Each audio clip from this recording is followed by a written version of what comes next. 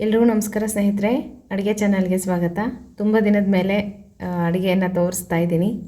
ವ್ರತದ ಅಡುಗೆಯನ್ನು ತೋರಿಸ್ರಿ ಅಂತ ತುಂಬ ಜನ ಕೇಳ್ತಾ ಇದ್ರಿ. ಅದಕ್ಕೋಸ್ಕರ ಕೆಲವೊಂದು ರೆಸಿಪಿಗಳನ್ನು ಇವತ್ತು ವಿಡಿಯೋದಲ್ಲಿ ಶೇರ್ ಮಾಡ್ತಾ ಇದ್ದೀನಿ.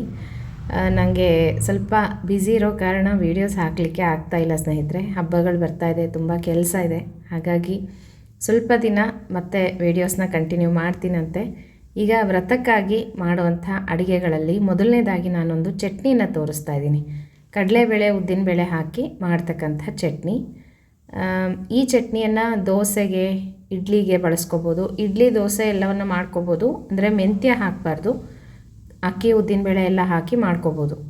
ಈಗ ನೋಡಿರಿ, ಕಡಲೆಬೇಳೆ ಎಲ್ಲ ಸ್ವಲ್ಪ ಕೆಂಪಾಗಿ ಹುರ್ಕೊಂಡ್ಮೇಲೆ ಸ್ವಲ್ಪ ಉದ್ದಿನಬೇಳೆಯನ್ನು ಸೇರಿಸ್ಕೊಂಡು ಎರಡನ್ನೂ ಒಟ್ಟಿಗೆ ಚೆನ್ನಾಗಿ ಕೆಂಪಗೆ ಹುರ್ಕೋಬೇಕು. ಒಳ್ಳೆ ಪರಿಮಳ ಬರುತ್ತೆ. ಅಲ್ಲಿ ತನಕನೂ ಹುರ್ಕೊಂಡ್ಮೇಲೆ ಇದಕ್ಕೆ 1 ಚಮಚದಷ್ಟು ಜೀರಿಗೆಯನ್ನು ಹಾಕಬೇಕು. ಹಾಗೆ ಒಂದು 4 ಕಾಳು ಮೆಣಸು ಖಾರಕ್ಕೆ ತಕ್ಕಷ್ಟು ನೋಡ್ಕೊಂಡು ಹಾಕ್ಕೊಳ್ರಿ. ಮೆಣಸನ್ನು ಸ್ವಲ್ಪ ಕಡಿಮೆ ಬಳಸ್ರಿ, ಯಾಕಂದರೆ ಆರೋಗ್ಯದ ತೊಂದರೆಗಳು ಬರ್ಬೋದು. ಅದಕ್ಕೋಸ್ಕರ ಜೀರಿಗೆಯನ್ನು ಸ್ವಲ್ಪ ಜಾಸ್ತಿಯಾಗಿ ಬಳಸ್ಕೊಳ್ರಿ, ಏನೂ ತೊಂದರೆ ಆಗೋಲ್ಲ.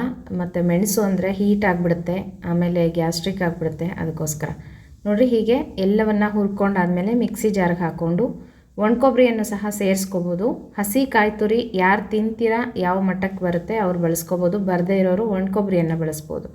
ಈಗ ನೋಡಿರಿ, ರುಚಿಗೆ ತಕ್ಕಷ್ಟು ಉಪ್ಪು, ಸ್ವಲ್ಪ ಬೆಲ್ಲ ಹಾಕಿಬಿಟ್ಟು ಈ ರೀತಿಯಾಗಿ ಚಟ್ನಿ ರೆಡಿ ಮಾಡ್ಕೋಬೇಕು. ಇದಕ್ಕೆ ಆಮೇಲೆ ಒಗ್ಗರಣೆಯನ್ನು ಕೊಡೋಣಂತೆ.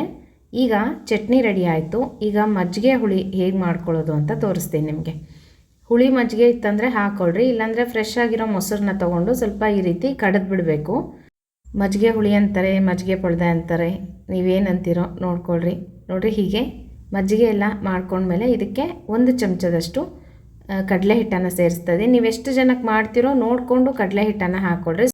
ಜಾಸ್ತಿ ಜನಕ್ಕೆ ಮಾಡ್ತೀನಿ ಅಂತಂದರೆ ಜಾಸ್ತಿ ಹಾಕ್ಕೊಳ್ರಿ. ಅಂದರೆ ಗಟ್ಟಿ ಬರಲಿಕ್ಕೆ ನೋಡ್ಕೊಂಡು ನೀವು ಎಷ್ಟು ಬೇಕೋ ಹಾಕ್ಕೋಬೋದು. ಕಡಲೆಬೇಳೆನ ನೆನೆಸಿ ರುಬ್ಬಿ ಸಹ ಹಾಕ್ಕೋಬೋದು. ಈಗ ನೋಡಿರಿ, ಇದನ್ನು ಕುದಿಯೋದಕ್ಕೆ ಇಡಬೇಕು. ಈಗ ಇದಕ್ಕೆ ಖಾರಕ್ಕೆ ನಾವು ಏನು ಹಾಕಬೇಕು ಅಂದರೆ ಜೀರಿಗೆ ಮೆಣಸಿನ ಪುಡಿಯನ್ನು ಹಾಕಬೇಕು. ಈ ಪುಡಿಯನ್ನು ಮಾಡಿ ಇಟ್ಕೊಂಡಿರಬೇಕು. ನಿಮಗೆ ಪುಡಿಗಳೆಲ್ಲ ತೋರಿಸಿದ್ದೆ ನಾನು. ಜೀರಿಗೆ ಮೆಣಸನ್ನು ಹುರಿದು ಪೌಡರ್ ಮಾಡಿ ಇಟ್ಕೊಂಡ್ರೆ ಎಲ್ಲ ಅಡುಗೆಗೂ ಸಹ ಅದನ್ನೇ ಬಳಸಬೇಕು ಸ್ನೇಹಿತರೆ.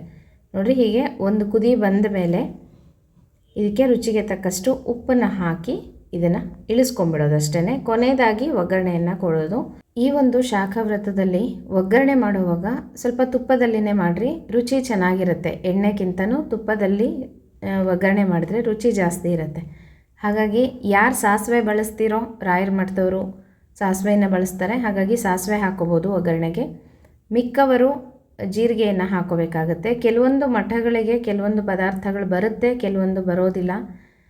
ಹಾಗಾಗಿ ನೀವು ನೋಡಿಕೊಂಡು ಹಾಕ್ಕೊಳ್ರಿ ಸ್ನೇಹಿತರೆ. ಈಗ ನೋಡಿರಿ, ಜೀರಿಗೆ ಒಗ್ಗರಣೆ ಆಯಿತು. ಇದನ್ನು ಸ್ವಲ್ಪ ಚಟ್ನಿ ಕೊಟ್ಬಿಟ್ಟು ಸ್ವಲ್ಪ ಮಜ್ಜಿಗೆ ಪೊಳ್ದಕ್ಕೂ ಅಂದರೆ ಮಜ್ಜಿಗೆ ಹುಳಿಗೂ ಕೊಟ್ಬಿಟ್ಟು ಮಿಕ್ಕಿದ ಒಗ್ಗರಣೆಯಲ್ಲಿ ಅನ್ನಕ್ಕೆ ಸ್ವಲ್ಪ ಚಿತ್ರಾನ್ನ ಥರ ಕಲಿಸೋದು. ಅಂದರೆ ಎಳ್ಳು ಪುಡಿ ಮಾಡಿ ಇಟ್ಕೊಂಡಿರಬೇಕು. ಎಳ್ಳು, ಒಣಕೊಬ್ಬರಿ, ಜೀರಿಗೆ, ಮೆಣಸು ಹಾಕಿ ಪೌಡರ್ ಮಾಡಿ ಇಟ್ಕೊಂಡ್ರೆ ಅದು ನಿಮಗೆ ಚಿತ್ರಾನ್ನಕ್ಕೆ ಚೆನ್ನಾಗಾಗುತ್ತೆ. ಹುರಿದಿರೋ ಎಳ್ಳಿನ ಪುಡಿ ನೋಡಿರಿ, ಹೀಗೆ ಒಗ್ಗರಣೆ ಹಾಕ್ಕೊಂಬಿಟ್ಟು ಎಳ್ಳಿನ ಪುಡಿ ಹಾಕಿ ಉಪ್ಪು ಹಾಕಿ ಕಲಿಸ್ಕೊಂಡ್ಬಿಟ್ರೆ ನಿಮಗೆ ಚಿತ್ರಾನ್ನ ಸಹ ರೆಡಿ ಆಗುತ್ತೆ. ಎಳ್ಳು ಪುಡಿ ಚಿತ್ರಾನ್ನ. ಇದಕ್ಕೆ ಸ್ವಲ್ಪ ಹುಳಿ ಅಂಶ ಬೇಕು ಅಂತಂದರೆ ಸ್ವಲ್ಪ ಆಮ್ಚೂರು ಪೌಡರನ್ನು ಸೇರಿಸ್ಕೊಂಡ್ರೆ ಸ್ವಲ್ಪ ಹುಳಿ ಹುಳಿಯಾಗಿರುತ್ತೆ, ಚೆನ್ನಾಗಿರುತ್ತೆ ಚಿತ್ರಾನ್ನ. ಇದಿಷ್ಟು ಒಂದು ರೆಸಿಪಿ ಆಯಿತು ಸ್ನೇಹಿತರೆ. ಒಂದು ದಿನಕ್ಕೆ ಮಾಡ್ಕೋಬೋದು. ಚಟ್ನಿ, ಮಜ್ಜಿಗೆ ಹುಳಿ ಮತ್ತು ಚಿತ್ರಾನ್ನ ಈ ಥರ. ಹೆಸರು ಕಾಳು ನೆನೆಸ್ಬಿಟ್ಟು ಹೆಸರು ಕಾಳು ಪಲ್ಯ ಮಾಡ್ಕೋಬೋದು. ಮತ್ತು ಸಾರು ಕಟ್ಟು ಮಾಡ್ಕೋಬೋದು. ಹೀಗೆ ಒಂದೊಂದು ದಿನ ಒಂದೊಂದು ಬದಲಾಯಿಸಿ ಮಾಡ್ಕೋಬೋದು ಸ್ನೇಹಿತರೆ. ಮತ್ತು ಭಕ್ರಿ, ಚಪಾತಿ, ತಾಲಿಪಿಟ್ಟು ಅಂದರೆ ಅಕ್ಕಿ ರೊಟ್ಟಿ ಅಂತೀವಲ್ವ, ಅದನ್ನು ಸಹ ಮಾಡ್ಕೋಬೋದು. ಹೀಗೆ ಸ್ವಲ್ಪ ಆ ಥರದ್ದು ಗಟ್ಟಿ ಪದಾರ್ಥ ತಿಂದರೆ ಬೇಗನೆ ಹಸಿವು ಆಗೋದಿಲ್ಲ. ರಾಗಿ ಮುದ್ದೆ ಮಾಡ್ಕೋಬೋದು ಕಟ್ಟಿಗೆ. ಈಗ ನೋಡಿರಿ, ನಾನು ಒಂದು ಸ್ವಲ್ಪ ತುಪ್ಪ ಹಾಕಿ ಒಗ್ಗರಣೆ ಮಾಡ್ತಾಯಿದ್ದೀನಿ. ಇದಕ್ಕೆ ಜೀರಿಗೆ ಹಾಕಿದ್ದೀನಿ ನಾನು. ಇಂಗು ಬರೋದಿಲ್ಲ, ಅರಿಶಿಣದ ಪುಡಿ ಸಹ ಬರೋದಿಲ್ಲ. ಕೇಳಿದ್ರಿ ಮೆಸೇಜಲ್ಲಿ, ಅದಕ್ಕೆ ಹೇಳ್ತಾ ಇದ್ದೀನಿ. ಇಂಗು ಅರಿಶಿಣದ ಪುಡಿ ಬಳಸೋದಿಲ್ಲ ವ್ರತಕ್ಕೆ. ಈಗ ನೋಡಿರಿ, ಜೀರಿಗೆ ಒಗ್ಗರಣೆ ಮಾಡಿದ್ದೀನಲ್ಲ, ಇದಕ್ಕೆ ಸ್ವಲ್ಪ ಒಗ್ಗರಣೆಯನ್ನು ನಾವು ತವೆಗೆ ತೆಕ್ಕೊಂಬಿಡೋಣ. ಅಂದರೆ ಬೇಳೆಯನ್ನು ಬೇಯಿಸಿ ಇಟ್ಕೊಂಡಿರ್ತೀವಲ್ವ, ತೊಗರಿಬೇಳೆ, ಅದಕ್ಕೆ ಒಗ್ಗರಣೆ ತೆಕ್ಕೊಂಡ್ಬಿಟ್ರೆ ಅದು ಒಂದು ಸಪ್ಪನ್ ತವೆ ಥರ ರೆಡಿ ಆಗುತ್ತೆ. ನೀವು ಅನ್ನಕ್ಕೆ ಉಪ್ಪು ಹಾಕ್ಕೊಂಡು ತವೆ ಹಾಕ್ಕೊಂಡು ತಿನ್ಬೋದು. ಈಗ ಅದೇ ಒಗ್ಗರಣೆಗೇ ನೆನೆಸಿರುವಂಥ ಕಡಲೆಬೇಳೆಯನ್ನು ತರಿತರಿಯಾಗಿ ರುಬ್ಕೊಂಡು ಆ ಒಗ್ಗರಣೆಗೆ ಕಡಲೆಬೇಳೆಯನ್ನು ಹಾಕ್ಕೊಳ್ಳೋದು. ನೋಡಿರಿ, ಹೀಗೆ ಹಾಕಿ ಚೆನ್ನಾಗಿ ಫ್ರೈ ಮಾಡ್ಕೋಬೇಕು. ಇದನ್ನೇನಂತಾರೆ ಅಂದರೆ ಸಂಡಿಗೆ ಪುಡಿ ಅಂತ ಹೇಳ್ತಾರೆ. ಕಡಲೆಬೇಳೆದು ಅಥವಾ ತೊಗರಿಬೇಳೆದು ಸಹ ಮಾಡ್ತಾರೆ. ನೆನೆಸ್ಬಿಟ್ಟು ನೀರು ಹಾಕ್ದೇನೆ ತರ್ತರಿಯಾಗಿ ಮಿಕ್ಸಿಯಲ್ಲಿ ಹಾಕ್ಕೊಂಡು ರುಬ್ಕೋಬೇಕು. ಅದನ್ನು ಒಗ್ಗರಣೆಗೆ ಹಾಕಿ ಚೆನ್ನಾಗಿ ಫ್ರೈ ಮಾಡಬೇಕು. ಎಷ್ಟು ಫ್ರೈ ಮಾಡಬೇಕು ಅಂದರೆ ಕ್ರಿಸ್ಪ್ ಆಗಬೇಕು. ಆ ಕಡಲೆಬೇಳೆ ಎಲ್ಲನೂ ಕುರುಮ್ ಅಂತ ಆಗಬೇಕು. ಆ ಥರ ಫ್ರೈ ಮಾಡಿಕೊಂಡು ಜೀರಿಗೆ ಒಗ್ಗರಣೆ ಹಾಕ್ಕೊಂಡಿರ್ತೀವಲ್ವ, ಇನ್ನೇನು ಬೇಕಾಗಿಲ್ಲ. ಅದಕ್ಕೆ ಸ್ವಲ್ಪ ಉಪ್ಪು, ರುಚಿಗೆ ತಕ್ಕಷ್ಟು ಉಪ್ಪನ್ನು ಹಾಕ್ಬೋದು. ಇದನ್ನು ಅನ್ನಕ್ಕೆ ತಿನ್ನಲಿಕ್ಕೆ ಚೆನ್ನಾಗಿರುತ್ತೆ. ಮತ್ತು ಸೈಡ್ ಡಿಶ್ ಆಗೂ ಸಹ ಬಳಸ್ಕೋಬೋದು. ಚಪಾತಿಗೆ ಅದಕ್ಕೆಲ್ಲನೂ ಚೆನ್ನಾಗಿರುತ್ತೆ. ನೋಡಿರಿ, ಇದಕ್ಕೆ ರುಚಿಗೆ ತಕ್ಕಷ್ಟು ಉಪ್ಪನ್ನು ಹಾಕ್ತಾಯಿದ್ದೀನಿ. ಸ್ವಲ್ಪ ಬೇಕು ಅಂದರೆ ಮೆಣಸು ಜೀರಿಗೆ ಪುಡಿಯನ್ನು ಹಾಕೋಬೋದು. ಬೇಡ ಅಂದರೆ ಬರೀ ಜೀರಿಗೆ ಹಾಕಿರ್ತೀವಲ್ವ ಅಷ್ಟೇ ಸಾಕಾಗುತ್ತೆ. ಮೆಣಸು ಮಾತ್ರ ಸ್ನೇಹಿತರೆ ನೋಡಿಕೊಂಡು ಬಳಸ್ಕೊಳ್ರಿ. ಇದನ್ನು ಗಮನದಲ್ಲಿಟ್ಕೊಳ್ರಿ. ಯಾಕಂದರೆ 1 ತಿಂಗಳು ಶಾಖವ್ರತ ಇರುತ್ತೆ. ಹಾಗಾಗಿ ಮೆಣಸು ಜಾಸ್ತಿ ಬಳಸ್ಕೊಂಡ್ಬಿಟ್ರೆ ಆರೋಗ್ಯದಲ್ಲಿ ಸ್ವಲ್ಪ ತೊಂದರೆಗಳು ಜಾಸ್ತಿ ಆಗ್ಬೋದು. ಅದಕ್ಕೋಸ್ಕರ ಮತ್ತು ಹೆಸರುಬೇಳೆ ಪಾಯಸ ಮಾಡ್ಕೋಬೋದು, ಕಟ್ಟು ಮಾಡ್ಕೋಬೋದು. ಬೇಳೆ ಕಟ್ಟನ್ನು ತೆಗೆದಿಟ್ಕೊಂಡು ಅದಕ್ಕೆ ಬೆಲ್ಲ, ಉಪ್ಪು ಹಾಕಿ ಮೆಣಸು ಜೀರಿಗೆ ಪುಡಿ ಹಾಕಿ ಚೆನ್ನಾಗಿ ಕುದಿಸ್ಕೊಂಡ್ರೆ ಕಟ್ಟು ರೆಡಿ ಆಗುತ್ತೆ.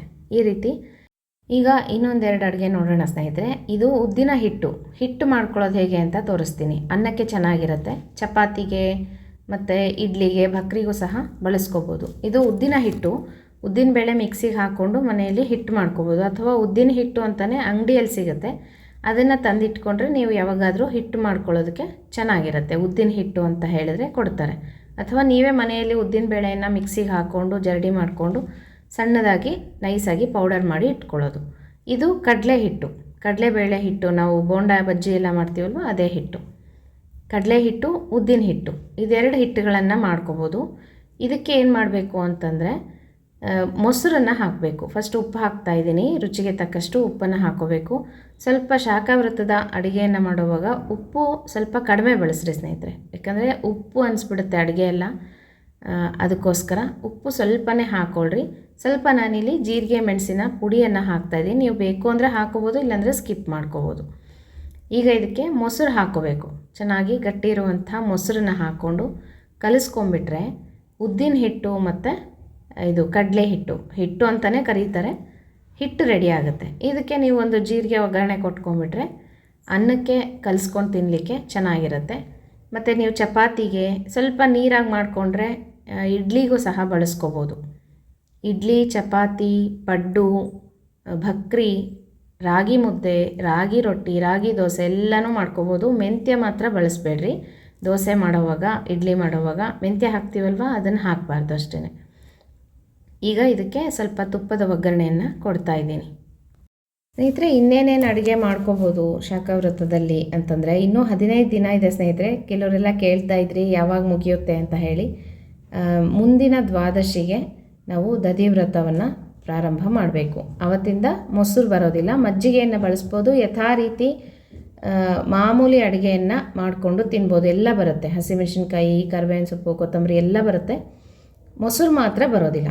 ಹಾಗಾಗಿ ಈಗ ಶಾಖಾವೃತದಲ್ಲಿ ಕೆಲವೊಂದು ಪುಡಿಗಳನ್ನು ಹೇಳ್ಕೊಟ್ಟೆ ನಿಮಗೆ. ಎಳ್ಳು ಪುಡಿ, ಹುರ್ಗಡ್ಲೆ ಪುಡಿ, ಶೇಂಗಾ ಪುಡಿ ಅಂತೆಲ್ಲ ಹೇಳಿದೆ. ಶೇಂಗಾ ಯಾರ್ಯಾರು ಬಳಸ್ತೀರೋ ಅವ್ರು ಬಳಸ್ಬೋದು, ಯಾರು ಬಳಸಲ್ವೋ ಅವರು ಬಿಡ್ಬೋದು. ಈಗ ಗುರೆಳ್ಳು ಪುಡಿಯನ್ನು ಬಳಸ್ಬೋದು. ಗುರೆಳ್ಳು ಪುಡಿಯನ್ನು ಬಳಸಿ ಇದೇ ರೀತಿ ಮೊಸರು ಹಾಕಿ ಕಲಸಿ ಒಗ್ಗರಣೆ ಕೊಟ್ಕೊಂಡ್ರೆ ಅದು ಸಹ ತುಂಬ ಚೆನ್ನಾಗಿರುತ್ತೆ. ಮತ್ತು ಈ ಥರ ತವ್ವೆ ಮಾಡ್ಕೋಬೋದು. ಸಪ್ಪನ ತವ್ವೆ, ಕಟ್ಟು ತೋರಿಸ್ತಾ ಇದ್ದೀನಿ, ನೋಡ್ಕೊತಾ ಇರಿ. ನಾನೊಂದು ಸ್ವಲ್ಪ ಹೇಳ್ತೀನಿ ನಿಮ್ಗೆ ಅಡುಗೆಗಳು ಯಾವ್ಯಾವ ಮಾಡ್ಬೋದು ಅಂತ ಹೇಳಿ. ಚಟ್ನಿಗಳು ಮಾಡ್ಕೋಬೋದು. ಮಾವಿನಕಾಯಿ ಚಟ್ನಿ, ಉದ್ದಿನಬೇಳೆ ಚಟ್ನಿ, ಕಡಲೆಬೇಳೆ ಚಟ್ನಿ, ಮತ್ತು ಹುರ್ಗಡ್ಲೆ ಚಟ್ನಿ, ಶೇಂಗಾ ಚಟ್ನಿ, ಗುರೆಳ್ಳು ಚಟ್ನಿ ಇದನ್ನು ಮಾಡ್ಕೋಬೋದು. ಪಲ್ಯಗಳ ವಿಷಯಕ್ಕೆ ಬಂತಂದರೆ ಯಾವ್ಯಾವ ಪಲ್ಯ ಮಾಡ್ಕೋಬೋದು ಅಂದರೆ ಹೆಸರು ಕಾಳು ಪಲ್ಯ, ಬೇಯಿಸಿರುವಂಥ ಹೆಸರು ಕಾಳು ಪಲ್ಯ, ಕಡಲೆಕಾಳು ಅದರದ್ದು ಪಲ್ಯ ಮಾಡ್ಕೋಬೋದು. ಅಲಸಂದೆ ಕಾಳಿನ ಪಲ್ಯ ಮಾಡ್ಕೋಬೋದು. ಕಾಬೂಲ್ ಕಡಲೆಯನ್ನು ಬಳಸಿ ಪಲ್ಯವನ್ನು ಮಾಡ್ಕೋಬೋದು. ಇನ್ನು ಕೋಸಂಬರಿಗಳನ್ನು ಮಾಡ್ಕೋಬೋದು. ಕಡಲೆಬೇಳೆದು, ಹೆಸರುಬೇಳೆ, ಹೆಸರು ಕಾಳು ಕೋಸಂಬರಿಯನ್ನು ಮಾಡ್ಬೋದು. ಗೊಜ್ಜುಗಳನ್ನು ಮಾಡ್ಕೋಬೋದು. ಮಾವಿನಕಾಯಿ ಗೊಜ್ಜು, ಎಳ್ಳು ಪುಡಿ ಗೊಜ್ಜು, ಉದ್ದಿನಬೇಳೆ ಗೊಜ್ಜು, ಕಡಲೆಬೇಳೆ ಗೊಜ್ಜು, ಈ ಥರ ಗೊಜ್ಜನ್ನು ಮಾಡ್ಬೋದು. ಗೊಜ್ಜಿಗೆ ಹುಳಿಗೆ ಏನು ಬಳಸಬೇಕು ಅಂದರೆ ಮಾವಿನಕಾಯಿ ಹಳೆಯದು ಅಂದರೆ ಹೋದ ವರ್ಷದ ಮಾವಿನಕಾಯಿ ಪುಡಿ ಮಾಡಿ ಇಟ್ಕೊಂಡಿದ್ರೆ ಅಥವಾ ಮಾವಿನಕಾಯಿನ ಒಣಗಿಸಿ ಇಟ್ಕೊಂಡಿದ್ರೆ ಅದನ್ನು ನೆನೆಸಿ ರುಬ್ಬಿ ಗೊಜ್ಜನ್ನು ಮಾಡ್ಕೋಬೋದು. ಹುಳಿಗಾಗಿ ಅದನ್ನೇ ಬಳಸಬೇಕಾಗತ್ತೆ. ಮಾವಿನಕಾಯಿ, ನೆಲ್ಲಿಕಾಯಿ, ಹಳೆಯ ನೆಲ್ಲಿಕಾಯಿನ ಬಳಸಬೇಕು, ಹೋದ ವರ್ಷದ್ದು. ಮತ್ತು ಆಮ್ಚೂರು ಪೌಡರ್ ಇದ್ದರೆ ಅದನ್ನು ಸಹ ಹುಳಿಗಾಗಿ ಬಳಸ್ಕೋಬೋದು. ಇನ್ನು ರಾಯ್ತಗಳನ್ನು ಮಾಡ್ಕೋಬೋದು. ಉದ್ದಿನ ಹಿಟ್ಟು, ಕಡಲೆ ಹಿಟ್ಟು ಈಗ ತೋರಿಸಿದ್ನಲ್ಲ ಅದಕ್ಕೀಗ ಒಗ್ಗರಣೆಯನ್ನು ಕೊಡ್ತಾಯಿದ್ದೀನಿ, ಜೀರಿಗೆ ಒಗ್ಗರಣೆ. ಎಳ್ಳಿನ ಪುಡಿ, ಮಾವಿನಕಾಯಿ ಪುಡಿ ಈ ಥರ ಮಾಡ್ಕೋಬೋದು. ಹೆಸರುಬೇಳೆ ತೋವೆ, ತೊಗರಿಬೇಳೆ ತೋವೆ ಮತ್ತು ಅಗಸೆ ಸೊಪ್ಪನ್ನು ಬಳಸ್ಬೋದು. ಅಗಸೆ ಸೊಪ್ಪು ಸಿಕ್ಕರೆ ಅದನ್ನು ಬಳಸ್ಕೋಬೋದು. ಮತ್ತು ಚಿತ್ರಾನ್ನಗಳನ್ನು ಮಾಡ್ಕೋಬೋದು. ಮಾವಿನಕಾಯಿ ಚಿತ್ರಾನ್ನ, ಎಳ್ಳಿನ ಚಿತ್ರಾನ್ನ ಇವಾಗ ತೋರಿಸಿದ್ನಲ್ಲ ನಾನು, ಹಾಗೆ ಉದ್ದಿನ ಹಪ್ಪಳ ಅದರದ್ದು ಚಿತ್ರಾನ್ನವನ್ನು ಮಾಡ್ಕೋಬೋದು. ಹುಳಿ ಮಾಡ್ಕೋಬೋದು. ಹುಳಿಗೆ ಎಲ್ಲ ಕಾಳುಗಳನ್ನು ಸೇರಿಸಿ, ಕಡಲೆಕಾಳು, ಕಾಬೂಲ್ ಕಡಲೆ ಅಥವಾ ಹೆಸರು ಕಾಳು ಇದನ್ನು ಸೇರಿಸಿ ಹುಳಿ ಮಾಡ್ಬೋದು. ಮಜ್ಜಿಗೆ ಹುಳಿ ಮಾಡ್ಬೋದು.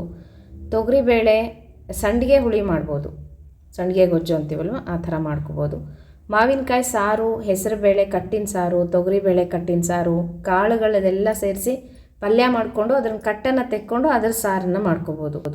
ಇನ್ನು ಪಾಯಸದ ವಿಷಯಕ್ಕೆ ಬಂದರೆ ಅನ್ನದ ಪಾಯಸ, ಅಕ್ಕಿ ಕಡಲೆಬೇಳೆ ಪಾಯಸ, ಗೋಧಿ ನುಚ್ಚಿನ ಪಾಯಸ, ಹೆಸರುಬೇಳೆ ಪಾಯಸ, ಶಾವಿಗೆ ಪಾಯಸ ಇದನ್ನು ಮಾಡ್ಕೋಬೋದು. ಇನ್ನು ನಾವೇನಾದರೂ ತಿನ್ನಬೇಕು, ಕರ್ಕೊಂಡು ಯಾವಾಗಾದರೂ ತಿನ್ಬೇಕು ಅನಿಸಿದರೆ ಸಂಜೆ ಹೊತ್ತಲ್ಲಿ ಅಂತಂದರೆ ಉದ್ದಿನ ಹಿಟ್ಟಿಂದು ಬೋಂಡ ಮಾಡ್ಕೋಬೋದು, ಮಂಗಳೂರು ಬಜ್ಜಿ ಮಾಡ್ಕೋಬೋದು, ಮದ್ದೂರು ವಡೆ ಮಾಡ್ಕೋಬೋದು, ಕಡಲೆಬೇಳೆ ಆಂಬೊಡೆಯನ್ನು ಮಾಡ್ಬೋದು, ಹೆಸರು ಕಾಳು ಆಂಬೊಡೆ, ಆಮೇಲೆ ಖಾರ ಬುಂದಿ ಮಾಡ್ಕೋಬೋದು, ಅಗಸೆ ಸೊಪ್ಪಿನ ಬೋಂಡ ಮಾಡ್ಕೋಬೋದು, ಶೇಂಗಾದ್ದು ಪಕೋಡ ಮಾಡ್ಕೋಬೋದು, ಹೆಸರುಬೇಳೆ ಹುಗ್ಗಿ, ಅನ್ನದ ಗಂಜಿ, ಸಿರಿಧಾನ್ಯಗಳ ಗಂಜಿ, ಹುಗ್ಗಿ ಈ ಥರದ್ದು ಮಾಡ್ಕೋಬೋದು. ಕಾಳುಗಳೆಲ್ಲ ಹಾಕಿ ಬಿಸಿಬೇಳೆ ಬಾತ್ ಸಹ ಮಾಡ್ಕೋಬೋದು. ಸ್ನೇಹಿತರೆ, ಏನೇ ಮಾಡಿದ್ರೂ ಸಹ ಜೀರಿಗೆ, ಮೆಣಸು ಅಷ್ಟನ್ನೇ ಬಳಸಬೇಕು ಖಾರಕ್ಕಾಗಿ. ಹುಳಿಗಾಗಿ ಆಮ್ಚೂರು ಪೌಡರು ಅಥವಾ ಮಾವಿನಕಾಯಿ ಪುಡಿ, ಮಾವಿನಕಾಯಿ ಬಾಳಕ, ಮಾವಿನಕಾಯಿನ ಒಣಗಿಸಿ ಇಟ್ಕೊಂಡಿರೋದನ್ನು ಹುಳಿಗಾಗಿ ಬಳಸಬೇಕಾಗತ್ತೆ. ಇನ್ನು ಸಿಹಿ ಪದಾರ್ಥಗಳನ್ನು ಯಾವ್ದು ಮಾಡ್ಕೋಬೋದು ಅಂದರೆ ಮೈಸೂರು ಪಾಕು, ರವೆ ಕೇಸರಿಬಾತು, ಅನ್ನದ ಕೇಸರಿಬಾತು, ಬಾದುಷಾ, ಜಿಲೇಬಿ, ಜಾಂಗೀರು, ಹಯಗ್ರೀವ, ಬಾದಾಮ್ ಪುರಿ, ಆಮೇಲೆ ಹೂರಣದ ಕಡುಬು, ಹೋಳಿಗೆ, ಆಮೇಲೆ ಪುಡಣ್ಣು ಹೋಳಿಗೆ ಅಂತೀವಲ್ವ ಅದು ಮಾಡ್ಕೋಬೋದು. ಶಾವಿಗೆ ಪಾಯಸ, ಸಕ್ಕರೆ ಹೋಳಿಗೆ, ಮಂಡಿಗೆ, ಲಾಡು, ರವೆ ಉಂಡೆ, ಬೇಸನ್ ಲಾಡು, ಹೆಸರಿಟ್ಟಿಂದು ಲಾಡು, ಜಾಮೂನ್ ಮಾಡ್ಬೋದು, ರಸಗುಲ್ಲ, ಶ್ರೀಖಂಡ, ಬಾಸುಂದಿ ಇದೆಷ್ಟೂ ಮಾಡ್ಬೋದು. ಸ್ನೇಹಿತರೆ ನೋಡಿರಿ, ಎಷ್ಟು ಸಿಹಿ ತಿಂಡಿಗಳನ್ನು ಹೇಳಿದೆ ಅಲ್ವಾ, ಅಷ್ಟೂ ನೀವು ಅವಾಗವಾಗ ಮಾಡ್ಕೊಂಡು ತಿನ್ಬೋದು ಸಿಹಿ ತಿನ್ಬೇಕನ್ನಿಸ್ದಾಗ. ಮತ್ತು ತಿಂಡಿಗಳು ಏನು ಮಾಡ್ಕೋಬೋದು ಟಿಫನ್ಗಾಗಿ, ಈಗ ದ್ವಾದಶಿ, ದಶಮಿ ದಿನಗಳಲ್ಲಿ ಅಥವಾ ಯಾವಾಗಾದರೂ ನಾವು ರಾತ್ರಿ ಹೊತ್ತಲ್ಲಿ ಊಟ ಮಾಡಬಾರ್ದು ಅಂತ ಹೇಳ್ತಾರೆ ಚಾತುರ್ಮಾಸದಲ್ಲಿ. ಒಂದು ಹೊತ್ತು ಊಟ, ರಾತ್ರಿ ಏನಾದರೂ ತಿಂಡಿ ಮಾಡಿಕೊಂಡು ತಿನ್ಬೋದು. ಹಾಗಿದ್ದಾಗ ಏನು ಮಾಡ್ಕೋಬೋದು ತಿಂಡಿಗಳನ್ನು ಅಂತಂದರೆ ರವೆ ಇಡ್ಲಿ ಮಾಡ್ಕೋಬೋದು, ರವೆ ದೋಸೆ ಮಾಡ್ಕೋಬೋದು, ಅಕ್ಕಿ ಉದ್ದಿನ ಬೇಳೆ ದೋಸೆ ಮಾಡ್ಕೋಬೋದು. ಆದರೆ ಮೆಂತ್ಯ ಹಾಕಬಾರ್ದು, ಮುಂಚೆ ಹೇಳಿದ್ನಲ್ಲ ಹಾಗೆ. ಮತ್ತು ಹೆಸರುಬೇಳೆ ಪೆಸರಟ್ಟು ಅಂತಾರಲ್ಲ ಅದನ್ನು ಮಾಡ್ಬೋದು. ಇಡ್ಲಿ ಮಾಡ್ಕೋಬೋದು, ಉಪ್ಪಿಟ್ಟು, ಅವಲಕ್ಕಿ ಒಗ್ಗರಣೆ ಇದಕ್ಕೆಲ್ಲ ಮೆಣಸು ಜೀರಿಗೆ ಪುಡಿನೇ ಹಾಕಬೇಕು.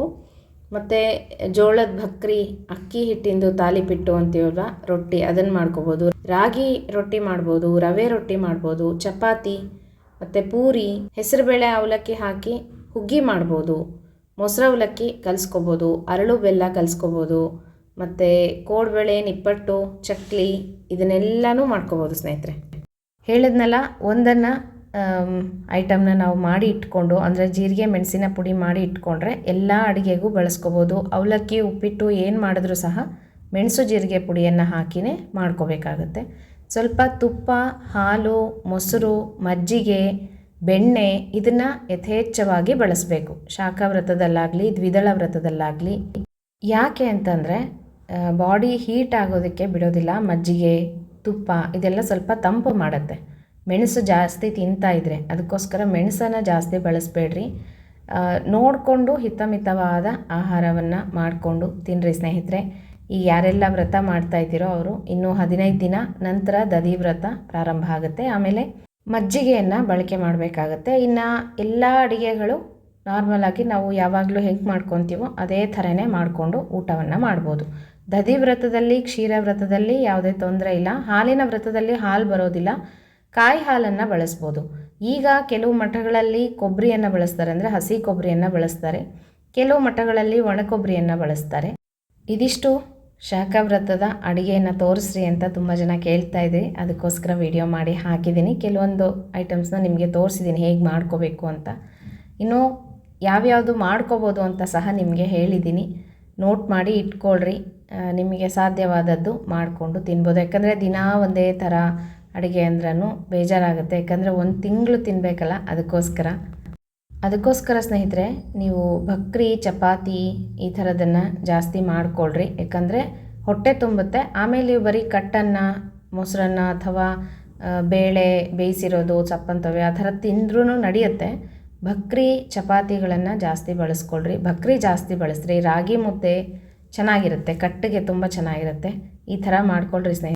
ಮತ್ತೆ ಮುಂದಿನ ವೀಡಿಯೋ ಒಟ್ಟಿಗೆ ಸಿಗ್ತೀನಿ. ಆದಷ್ಟು ಬೇಗ ಮತ್ತೆ ವೀಡಿಯೋ ಒಟ್ಟಿಗೆ ಬರ್ತೀನಿ ಅಂತ ಹೇಳ್ತೀನಿ. ಯಾಕಂದರೆ ಸ್ವಲ್ಪ ಬ್ಯುಸಿ ಇದ್ದೀನಿ.